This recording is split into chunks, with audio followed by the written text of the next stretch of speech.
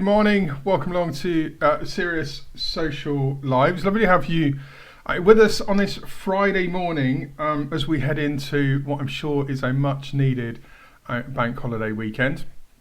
For those of you joining on video who see me wearing a hat, I am not doing this for trendy reasons. I will be really honest with you. I haven't had my hair cut yet, and my lockdown hair now has me looking a little like Aslan. So I thought I'd do you all a favour and pop the hat on. So I'm not trying to be young and trendy, but hopefully it covers that. Anyway, you're not here to hear about my bad hair. You're here to hear about MQLs and SQLs. I'm assuming those of you who have joined have an understanding of what they are, but in case there's anyone joining us this morning that are just starting out on their marketing careers, MQLs of course are marketing qualified leads and SQLs are sales qualified leads. The ethos is that if we drive enough content and we put out enough content, then we drive enough intrigue and we get enough people downloading reports or engaging with our brands, creating the marketing qualified leads. And if we get enough of those, and the scoring, very crudely, depends on the actions of a customer, what they've consumed and where they visited and whether they've signed up to webinars and so on and so forth, you get different lead scoring. The higher the lead scoring, the better the quality of the lead, and it becomes more of a priority for your salespeople to pick up the SQLs when they qualify those. The lower scoring might be a poorer lead, or it might be a bit more work for them to do. But that's largely the difference between MQLs and SQLs. The ethos being, get more MQLs, you get more opportunity to create SQLs, and if you get enough SQLs, you can convert some of them and get incremental revenue. That's really what boardrooms want. What will you learn today? Well, I'm hoping that you're going to take away some tangible insight that will allow you to go and actually better manage your stakeholders. It will help you to understand how to structure campaigns for success and hopefully outline what you need to do next. Let's get started. Now, take up about sort of 10, 12 minutes of your time this morning, so stick with me. If you go and give this a try, hand on heart, I promise your B2B, particularly your B2B campaigns, will be better for it. I believe the absolute key to marketing is problem solving. And I don't mean waiting for a problem to arise and then fixing it. I mean being curious enough to create a comprehensive list of questions around the business need, the required activity and its deliverables, and also how you're going to prove success back to the business. If we define and address enough questions, then you'll be well on your way. I promise you'll be well on your way to creating an impactful marketing campaign. However, if you cut corners and just act on the direction that you're given from above, like take this white paper and go and put it out on social, if you just do that verbatim, you will likely cut innocent corners that will have the potential to penalise your campaign significantly. Those penalties increase if you're not also curious about the channel you're deploying in. Social has changed dramatically over the years, but it's also changed dramatically in the last year with significant algorithm changes. To create the right programs that deliver against our internal requirements, we must understand how the external channels work, how the algorithms reward content engagements, and also how they penalise reach and engagements. We're fortunate here at IF that we're marketing partners with Facebook, and we have brilliant relationships with the likes of Twitter and LinkedIn. We're on the phone with them every single week, so we get to see these algorithm changes firsthand. So we don't expect you all to be super geeky and sitting on the changes, but you need to have a partner or an avenue to this information. Otherwise, you'll carry on doing what you've always done, and innocently that will be possibly contradicting how the algorithms wish you to deploy. Being blind to those elements, not addressing the challenges posed by the platforms, that results in us throwing mud against walls. And in the case of B2B marketing, that mud could be a white paper that took months to produce. It could be a high value report that's flush with important insight. It could be an important blog that was guest authored, for example. My point, whilst our organisations might see high value collateral We might see really costly collateral. I mean, really juicy stuff. I'm telling you now, the boardrooms definitely see the cost against those investments. If we don't package it all correctly, if we don't distribute those crown jewels correctly, then it all becomes mud that our prospects don't value. Ask yourself this. When was the last time you bought or engaged a service offering based upon a series of salesy posts? Ask yourself this. When was the last time you looked at something after a resonating question landed with you? Something that piqued your interest, something that drove your curiosity. Our job is to connect our brands with audiences who have the potential to be intrigued by our offerings.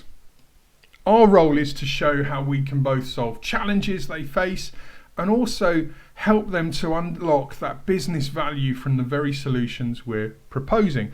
Our job is to create intrigue. Boardrooms want revenue. They will say, we need SQLs. The more inquiries we generate, the more MQLs we get, so then the more opportunity our sales team has to create those sales conversions. And it'll be words to that effect. The simplicity of that sequence is correct for boardroom vernacular, but when it comes to executing, it's our role to put the business case forward about how we get the incremental MQLs. We have to appreciate the lens through which the boardroom look, but we also have to appreciate the lens through which our potential customers look, the all-important customer view. And we have to appreciate the demands of the social channels and how they work best to drive and reward incremental engagement and reach. Our job is to be the wonderful puppet masters in the middle, appreciating everyone's view and then creating the solution that delivers what the boardroom wants, their incremental revenue, but delivers the content that our audience want and will care about without leaving them feeling spammed, and delivering the content which means the social channels are happy and they give us a boost and a reward on reach and engagement. An immediate future, we call this solution nudge nurture. We've done it for years. The business case you put forward to your boardroom will detail how you aim to deliver incremental results through a series of content that pulls apart your high value collateral, creating a story of resonating industry challenges and the very solutions that you bring to the table. The content will speak to the achievable business value your customers' boardrooms can unlock if they're using your solutions. The content will not speak to the product or service USPs.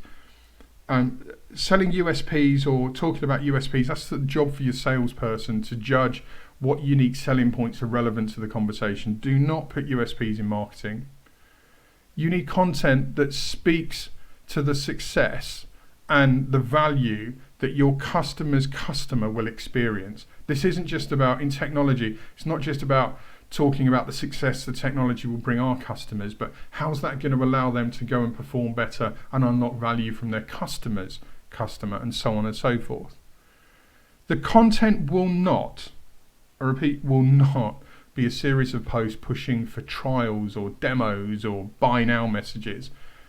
The content will take the guise of thought leadership. It will showcase the high quality intellectual property your collective staff, as a result of that, the collective brand holds. It will evidence you as being a brand who understands the very challenges facing boardrooms and businesses today and showcase how you solve those very problems by unlocking business value. The content series will comprise multiple touch points using multiple content types, and when you look at it as a collective before you publish it, when you look at that content collective, there will be a contextual story that evolves throughout.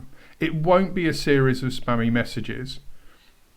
The evolving story will continue to nudge nurture your audience to the belief that they need your organization's assistance. The nudge nurture campaign will be loved by the social channels as their algorithms have aligned to the customer journey. The varying ad goals, all those different ad goals, they all have different algorithms.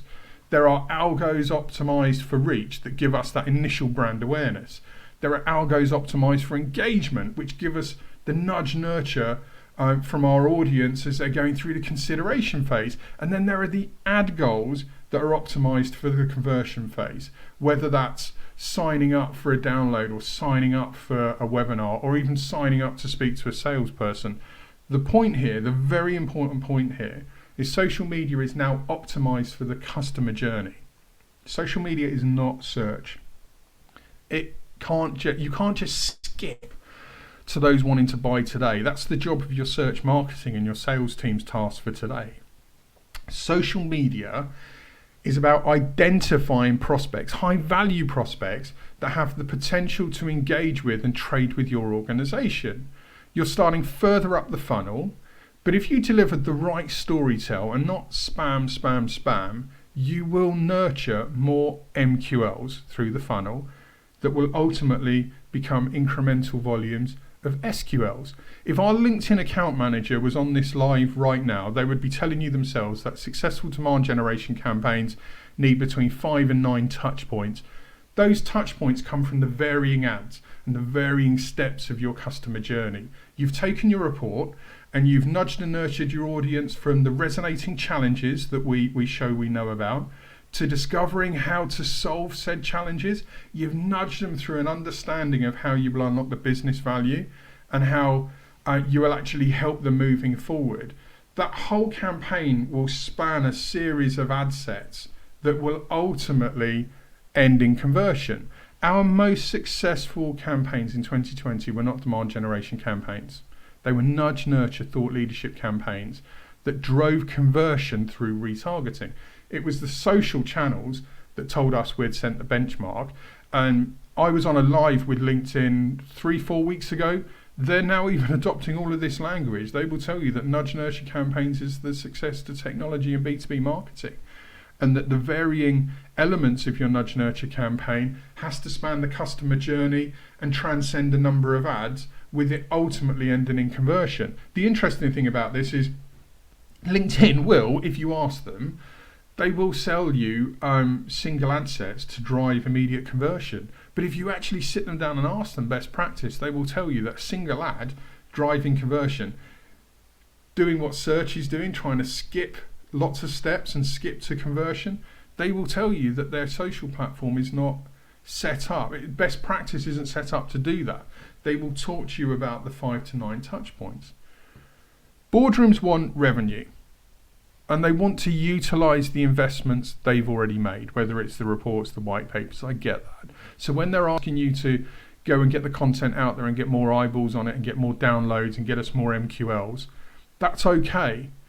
Your job is to appreciate their view and their need and then put forward the business case that allows them to understand how we get that incremental MQL. Even if that means they have to invest a bit more to do the content creation to get the suite of collateral needed. Marketing is about problem solving, identifying and solving enough problems to get a smash hit campaign. And those problems start with, what's the lens our boardroom's looking for? Why are we being asked to push this content? What are the needs behind the campaign? What are the challenges behind the campaign? What are the challenges presented to me by the social teams?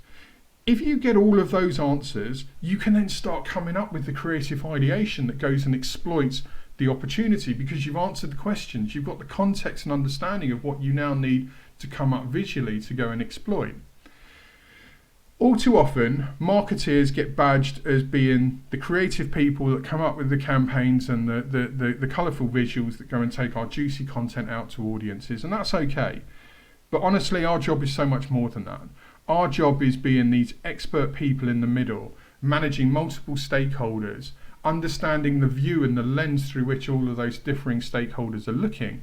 And our job is to come up with the very solution that delivers what the boardroom wants, that delivers what our marketing team needs, what delivers what the social channels are demanding from a best practice and a results perspective, and delivering what the business ultimately needs when you're playing back value. If you do that, I promise you, the investments in your campaign will go up.